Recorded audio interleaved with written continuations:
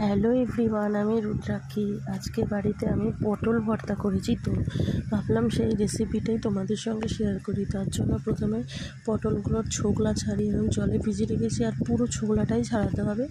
আর কাঁচা লঙ্কা রসুন নিয়েছি, আর পটলগুলোকে তারপর এরকম ছোট ছোট করে কেটে নিয়েছি, কেটে একটা পেস্ট বানিয়ে নিয়েছি। তো তারপর এই পেস্টের মধ্যে আমি একটু নুন আর হলুদ একেবারে দিয়ে দিলাম, কারণ আমার তো নুন হলুদ দিতেই হবে, আর পেস্টের মধ্যে দিলে ভালোভাবে মিশে যাবে, সেই জন্য। তো তারপরে আবার একটা পেস্ট করে নিয়েছি। তো দেখো এরকম হয়েছে। তারপরে কড়াইতে তেল দিয়েছি, প্যানের মধ্যে কিছুটা সর্ষের তেল, একটু বেশি লাগে এটাতে সর্ষের তেলটা, এবং কালো জিরে দিয়ে একটু নাড়াচাড়া করে নিয়েছি। কালো জিরেটা যে একটু ভাজা মতন হয়েছে, তারপর আমি পেস্টটা দিয়ে দিয়েছি, এবং এই পেস্টটা দিয়ে খুব ভালো মতন শুধু নাড়িয়ে যেতে হবে যতক্ষণ না এটা শুকনো হচ্ছে।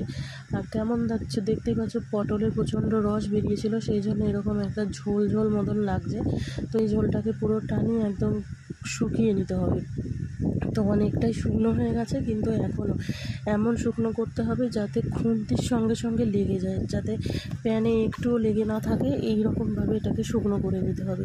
তো আমি ভালো মতন করে ভেজেছি, এবং নুন লঙ্কা আমি টেস্ট করে দেখে নিয়েছি, একদম সব পারফেক্ট ছিল, তাই জন্য আর কিছু দিইনি। আর এবার দেখো একদম প্যানের গায়ে গায়ে লেগে যাচ্ছে, এবং খুন্তির সাথে সাথে উঠে উঠে চলে আসছে। তো আমার এই পটল ভর্তাটা কিন্তু রেডি হয়ে গেছে, আর একটু নাড়াচাড়া করলেই হয়ে যাবে। এবার এটা একদম গরম গরম ভাতের সঙ্গে খেলে খুব ভালো লাগে। এই একটুখানি দিয়ে কিন্তু তোমরা অনেক ভাত খেতে পারবে। এইভাবে যদি একবার পটল ভর্তা করে দেখো, আশা করি তোমাদের খুব ভালো লাগবে। খেয়ে দেখো তোমরা সকলে, আর ভালো লাগলে আমার ভিডিওটা শেয়ার করে দিও সবার মাধ্যমে। তো ধন্যবাদ।